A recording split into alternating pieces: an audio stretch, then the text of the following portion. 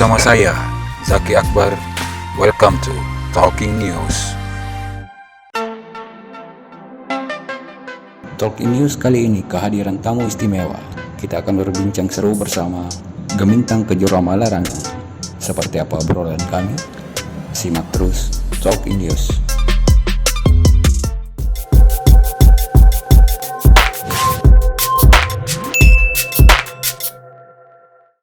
Mbak Titan, thank you Mbak. Iya, terima kasih udah diundang hari ini. Kabar gimana Mbak? Alhamdulillah baik, sehat dan bersemangat. Bapak, Pak Andi? Alhamdulillah juga baik juga, sehat-sehat. Sekarang di kegiatan, kesibukan? Kalau saya selain di tim pemenangan Api Rahman sebagai jubir milenial, saya juga aktif di Partai Demokrat. Di Demokrat bagian apa Mbak? Saya itu Deputi Konten Kreatif di Badan Komunikasi Strategis di DPP Partai Demokrat. Sesuai bidangnya?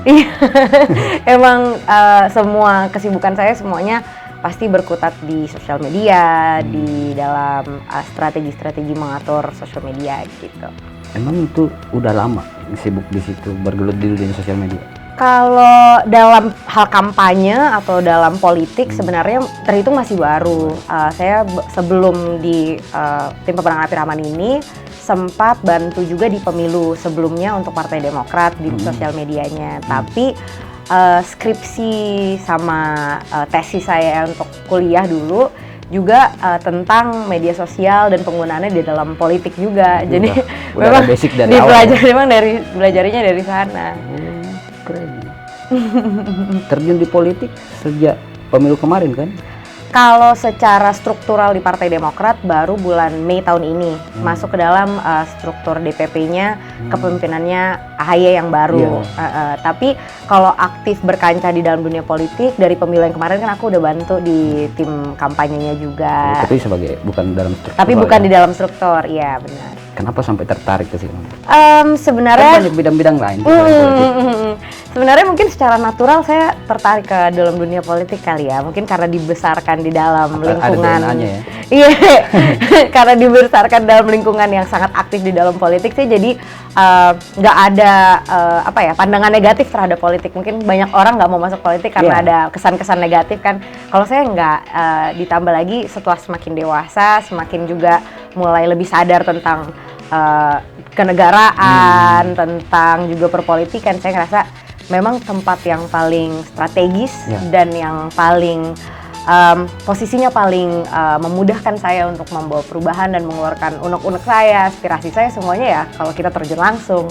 Kan banyak tuh anak muda yang politik nggak usah lah, main di sini aja lah.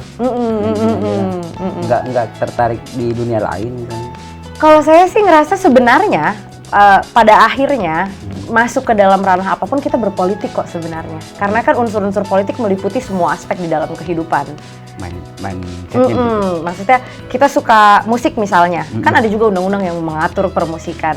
Ya kan kita ujungnya lari-lari ke sana. Ujung-ujungnya pasti larinya ke politik betul. juga. Jadi kalaupun saya punya hobi-hobi di bidang lain, saya rasa saya bisa tetap menyalurkan itu melalui politik praktis. Boleh. Di Demokrat tahun 2019 ya, itu diminta langsung sama Pak AHY atau? Iya, alhamdulillah diminta oleh Ketua Umum untuk membantu di dalam struktur DPP-nya karena kan memang Demokrat di bawah kepemimpinan Bapak AHY, Mas AHY itu sangat mementingkan peran pemuda di dalamnya dengan tagline muda adalah kekuatan gitu kan, dan memang representasi anak muda sangat penting karena juga demografi pemilih di Indonesia sekarang kan paling besar anak muda milenial dan generasi Z gitu. Jadi memang saya setuju bahwa perlu ada anak-anak muda apalagi di posisi-posisi yang penting sekali anak muda berperan aktif. Seperti paling penting ya pastinya media sosial yang menggunakan anak muda, yang mendengarkan anak muda ya harusnya di dalam perumusannya harus ada anak muda dong. Kenapa mesti Demokrat? Kan banyak partai lain. Pertama secara natural pasti saya juga tertarik ke Demokrat karena memang keluarga saya kan di Demokrat. Di luar dari konteks Tapi itu. Di luar dari konteks itu Demokrat itu secara jiwanya dari zaman Pak SBY memang saya suka karena Demokrat itu kan partai yang nasionalis religius. Kira-kira bisa dibilang partai tengah, partai moderat, tidak terlalu kanan, tidak juga terlalu ke kiri. Dan sekarang tuh lagi heboh tuh kanan kiri. Kanan kiri. Kalau Demokrat kan lebih cenderung ke tengah. Dan menurut saya itu memberikan ruang yang jauh lebih fleksibel, apalagi untuk saya, dan saya rasa banyak anak muda lainnya juga yang kadang-kadang cenderung nggak mau terlalu lari ekstrim kanan atau ekstrim kiri gitu. Jadi memberikan ruang untuk saya untuk bisa lebih memiliki pendapat-pendapat, untuk juga misalnya menyalurkan aspirasi saya. Karena kan kalau di tengah, orang cenderung lebih mau mendengar, lebih fleksibel terhadap Dan partai sendiri arah. kasih ruang untuk itu. Kebetulan saya merasa sangat bersyukur bahwa saya ada di partai yang memberikan ruang untuk adanya perbedaan, adanya perdebatan, adanya dialog. Gitu. Nah, yang jadi pertanyaan kan untuk seumuran Mbak Tita, jangan kan seumuran Mbak Tita, seumuran saya pun, generasi saya pun banyak yang kalau soal politik mereka kebanyakan apatis. Nah, Mbak Tita sendiri melihat itu seperti apa? Saya ngerasa kayak gini, kadang-kadang kan kita kalau ngobrol sama teman-teman dan mereka frustasi nggak mau masuk politik karena merasa terlalu banyak dramanya atau terlalu banyak ribetnya atau Ujung-ujungnya gitu doang.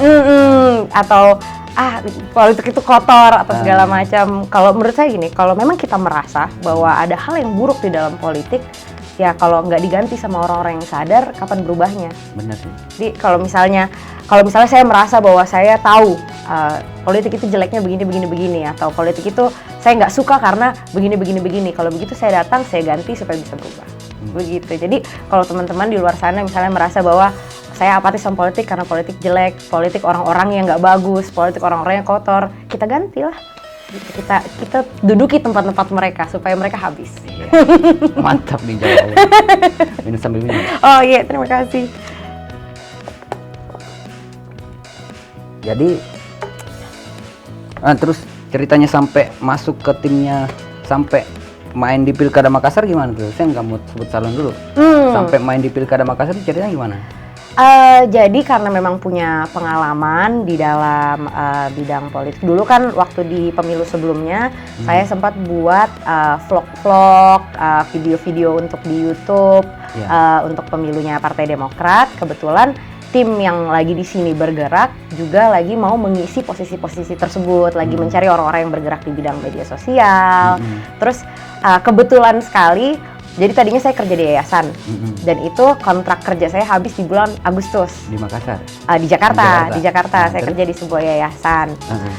Pas kontrak kerja habis, saya ngobrol-ngobrol sama beberapa orang yang kebetulan aktif di tim sini. Terus, kita butuh bantuan di sini. Kalau begitu saya siap membantu. Akhirnya ikut ke sini. Dan kebetulan partainya Mbak dukung. Iya, kebetulan iya juga. Jadi satu jalur juga dengan partai. Tapi itu bukan penugasan partai ya? Oh bukan penugasan partai. Tapi memang sejalan dengan visinya.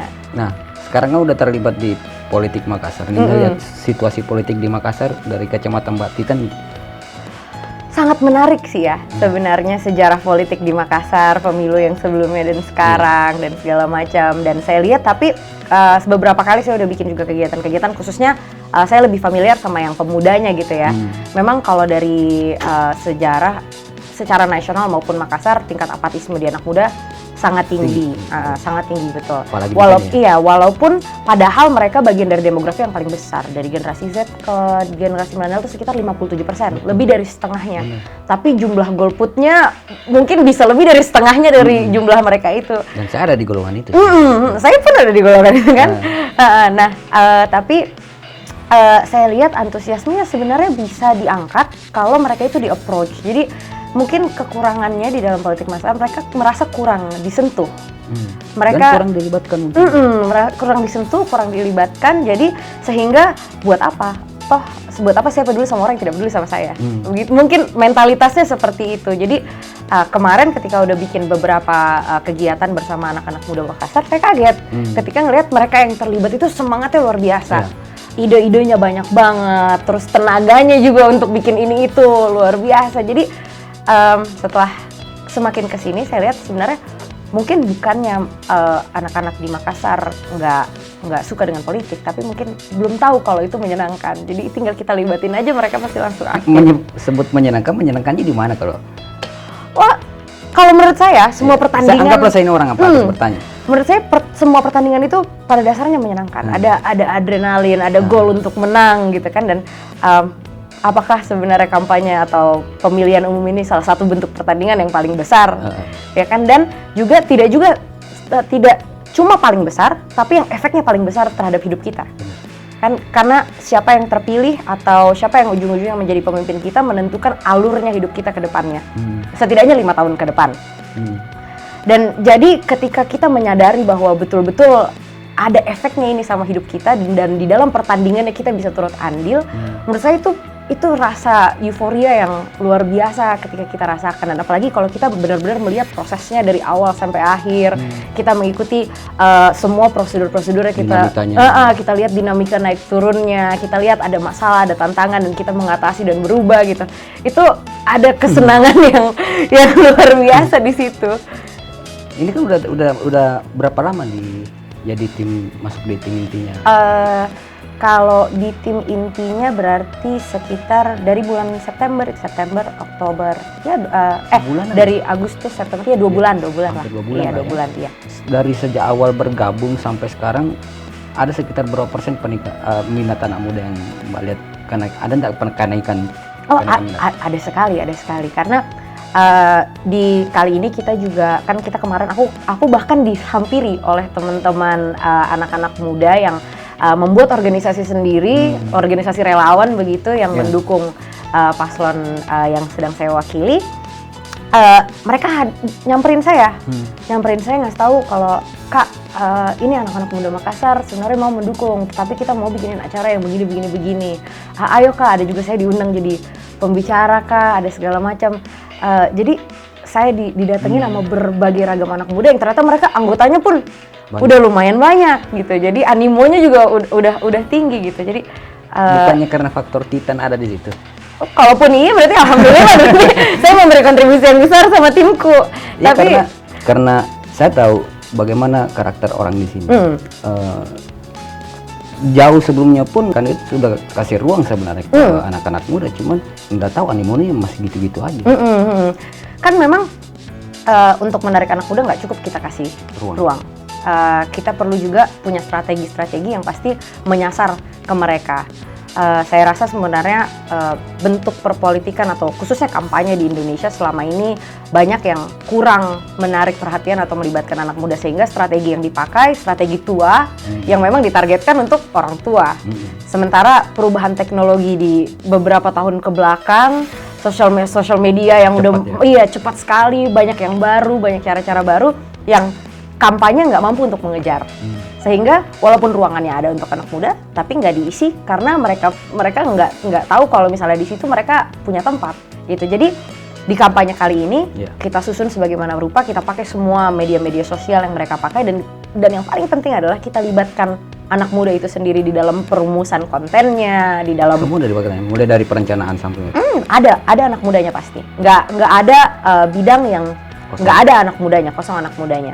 Kecuali memang bidang-bidang yang dikhususkan untuk orang tua gitu. Jadi di situ kita lihat bahwa ketika kita melibatkan anak muda dalam perumusannya, pesannya lebih sampai. Karena yang menyampaikan kan juga anak muda. Mungkin salah satunya dengan kehadiran saya sebagai representasi juga. Kalau memang itu menarik animo anak muda untuk lebih berpartisipasi, ya alhamdulillah. Ada nilai plus ya. Ada. Nah, melihat budaya politik yang banyak yang termasuk saya sih sebenarnya berpendapat budaya politik itu sebenarnya yang salah. Yang membentuk kenapa sampai golongan apa di sini makin banyak. Sependapat nggak dengan itu?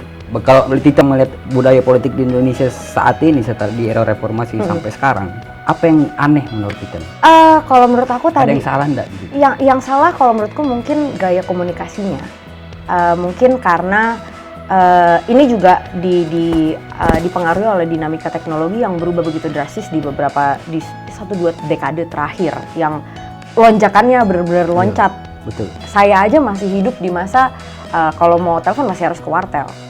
Ya kan? Tunggu dulu, kelahiran berapa? Saya kelahiran 94. Jadi saya masih hidup di mana saya masih merasakan transisinya. Dari kalau mau main internet harus ke warnet. Kalau mau pasang internet masih pakai telepon yang bunyi-bunyi. Iya, Telkomnet Insta apa dulu itu kan. Jadi saya benar-benar merasakan transisinya dari yang masih pager sampai mulai sekarang smartphone. Jadi dengan adanya perubahan dinamika teknologi yang begitu kencangnya, kadang-kadang memang gaya komunikasi dalam politik belum tentu bisa ikut mengejar. Betul. Dan menurut saya itu memang tanggung jawabnya orang yang mencalonkan diri, tanggung jawabnya mereka yang mau maju gitu. Karena kalau saya suka bilang begini, saat ini kita menyadari bahwa anak muda itu bagian dari demografi paling besar, mayoritas berarti anak muda. Kalau memang politik mengatakan bahwa politik itu untuk rakyat, harusnya rakyat yang paling banyak yang diperhatikan paling besar juga, dan itu adalah anak muda gitu. Jadi kalau gaya komunikasinya tidak sampai, nggak mungkin pesannya bisa sampai. Jadi kalau menurut aku mungkin bukan perpolitikannya yang salah, tapi salah satu variabel yang paling besar dalam politik yaitu komunikasi. Di situ ada sebuah kesalahan, ada miskomunikasi antara orang tua generasi yang sebelum-sebelumnya dengan anak muda. Sampai kan memunculkan stigma budaya politik ini yang cenderung kotor ya, kasarnya orang bilang kotor ya. Iya, nggak cuma kotor tapi juga tidak menarik, membosankan, dan orang kadang-kadang saya lihat nggak sadar sampai akhirnya mempengaruhi mereka secara langsung bahwa politik itu juga sangat mempengaruhi hidup kita gitu. Kadang-kadang kita nggak sadar sampai ada undang-undang yang benar-benar akan membatasi kita kan. Kita baru ribut kalau tiba-tiba ada RUU ini, nanti saya nggak bisa begini-begini gitu. Termasuk ITE kan? Termasuk ITE, nggak sadar. Tapi ketika udah ada teman-teman kita atau siapa yang terpengaruhi, baru kita nggak benar ini peraturan gitu. Tapi pada saat ada perumusannya kita diam-diam aja karena kita nggak peduli dan nggak sadar. Dan gitu. Itu pentingnya politik. Dan itu pentingnya politik. Kita harus mulai lebih jeli, lebih awas, lebih peka sama apa yang terjadi di pemerintahan kita, karena semuanya mempengaruhi kita gitu. Semuanya, apalagi sekarang lagi masa pemilu, kita mau memilih siapa orang yang mewakili kita kan, dan orang yang mewakili kita kan orang yang nantinya membentuk program-program, yang membentuk kebijakan-kebijakan yang pastinya akan mempengaruhi apa yang kita suka. Makanya kenapa aku mencoba untuk bersama tim, bersama calonnya juga, kita berusaha bikin sebanyak mungkin kegiatan-kegiatan baik secara tatap muka ataupun secara daring, untuk bisa sebanyak mungkin mendengar keluhan-keluhan dan masukan-masukan dari semua kalangan supaya kita bisa merumuskan yang paling pas untuk mewakili masyarakat gitu. Nah, kalau di programnya sendiri, saya sebut aja ya, kita bahas paslonnya aja lah. Kalau di timnya sendiri, program apa yang paling menonjol untuk anak muda di timnya? Kalau sekarang memang perhatian yang paling besar dari tim Api Rahman itu adalah pastinya COVID dulu sekarang. Kita kan bergerak berdasarkan urgensi. Apa yang paling penting, karena itu mempengaruhi hidup kita semua. COVID sama UMKM. Karena salah satu bagian yang paling terpengaruhi juga adalah ekonomi pasti. Dan yang paling berat menghadapi kesulitan ekonomi salah satunya adalah anak muda. Anak-anak muda yang baru mulai usaha, atau baru lulus kuliah mau cari kerja, atau baru mulai kerja sehingga mereka orang-orang yang tidak berpengalaman, sehingga yang paling mudah untuk di PHK dari kantor masing-masing. Itu kan mereka yang baru merintis karir, mereka yang baru mulai menikah, atau baru punya anak satu, lagi butuh tabungan banyak. Ini kan orang-orang yang paling benar-benar merasakan bahwa ekonomi itu parah banget semenjak adanya COVID-19. Jadi memang dua program yang paling diutamakan sama paslon saat ini, khususnya kalau terpilih di 100 hari pertama, itu ya dua hal itu tadi, COVID-19 sama UMKM. Termasuk di dalam udah ada program untuk anak muda mungkin? Nah, kalau misalnya secara jangka panjangnya, itu ada juga misalnya program-program seperti mau menyediakan coworking space di setiap kantor-kantor kecamatan. Terus juga misalnya mau, sekarang ini kalau di dalam kampanye, tapi insya Allah ini program akan terus dibawa sampai ke depannya, itu ada program Duta Sehat. Mereka duta-duta sekarang ini sekitar kayaknya mungkin udah hampir 100 atau mungkin udah bisa lebih. Itu relawan atau tim sendiri yang rekrut? Oh, kita rekrut, itu kita gaji. Digaji? Ya? Digaji, jadi mereka kan banyak dari mereka yang bekerja di dalam industri event. Ada sebagian yang mungkin tadinya sebelumnya SPG. Dan mereka ini salah satu pekerjaan yang paling terdampak juga. Karena event habis kan di COVID-19.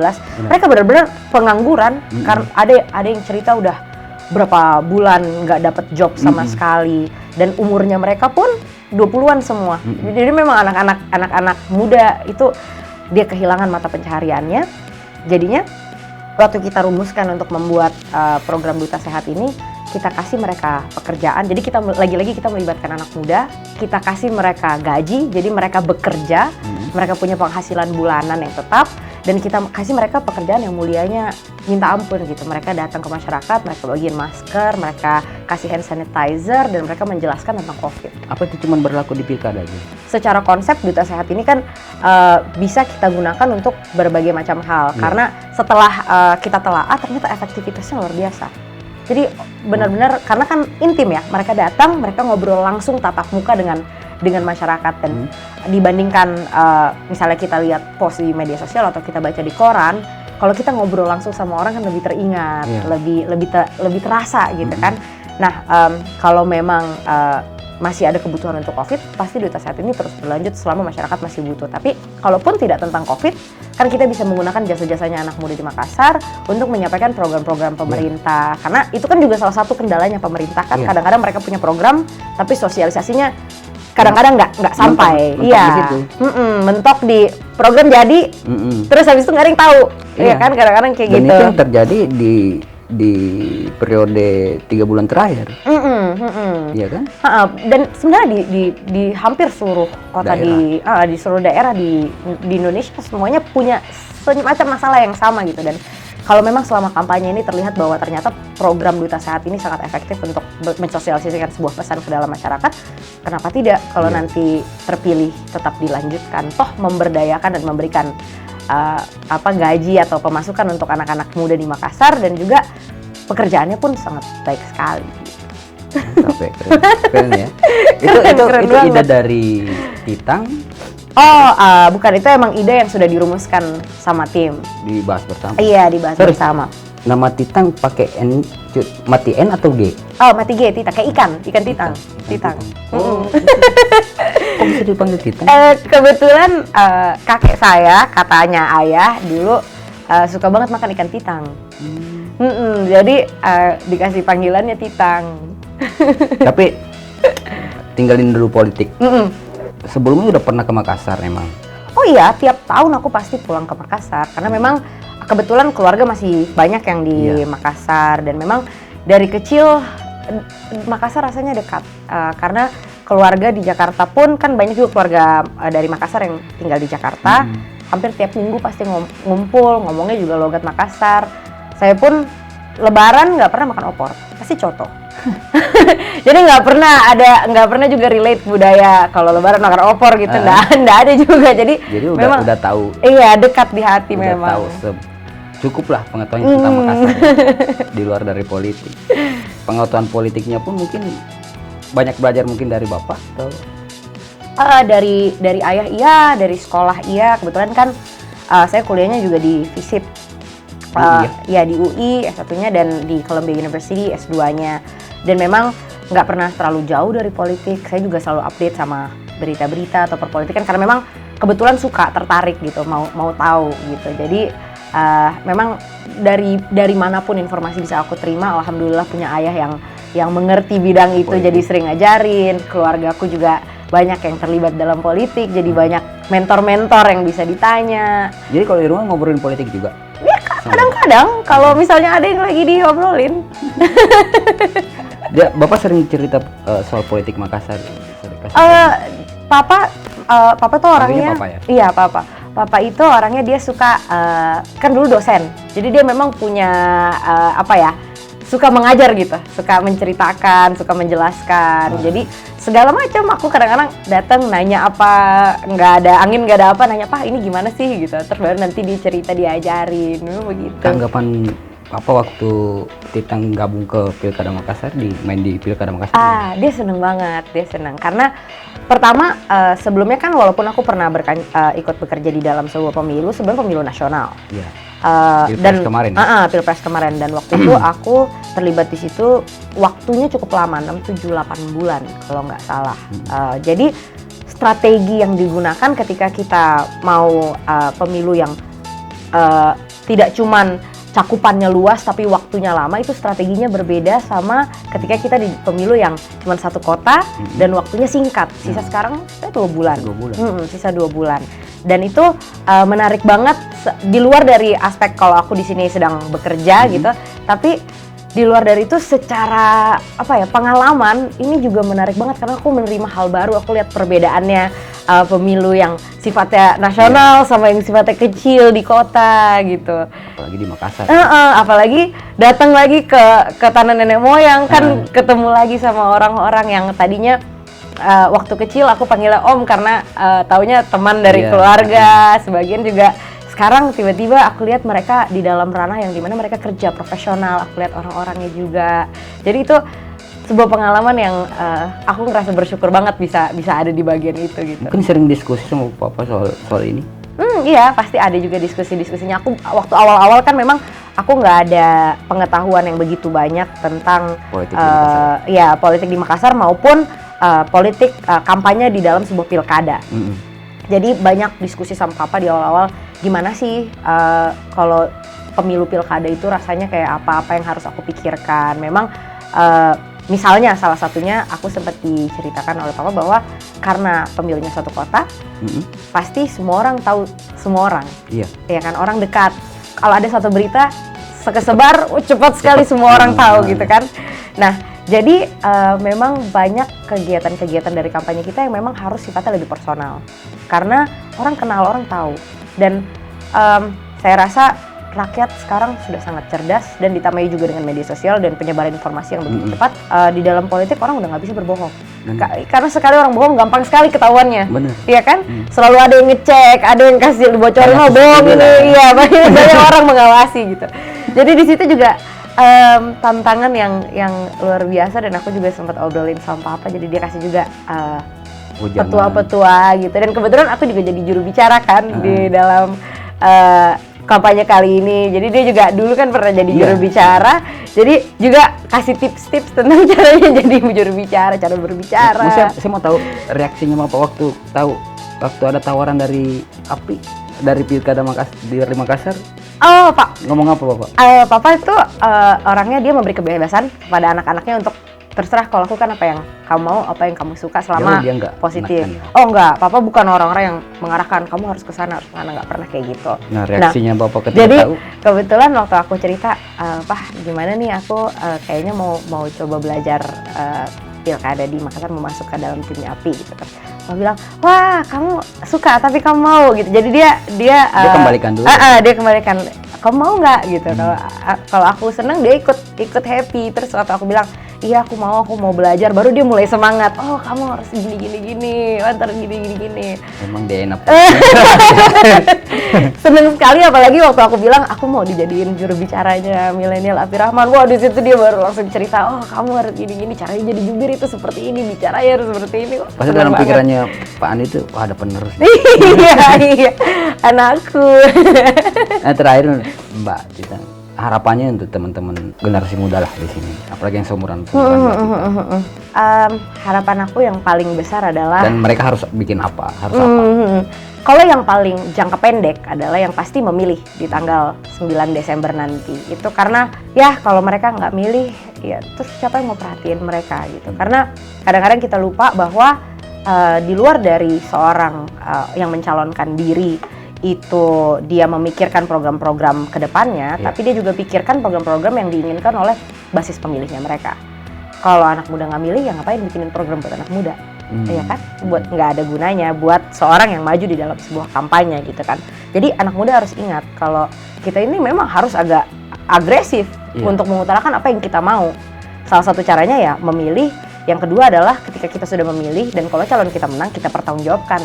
Ya kan, dulu katanya mau bikin program ini, dulu katanya mau buat ini. Anak muda harus kayak gitu kan, harus vokal. Harus berposisi sebagai oposisi juga ya. Kadang-kadang kan kita ini salah satu agen-agen checks and balance, kita yang menyeimbangkan pemerintah.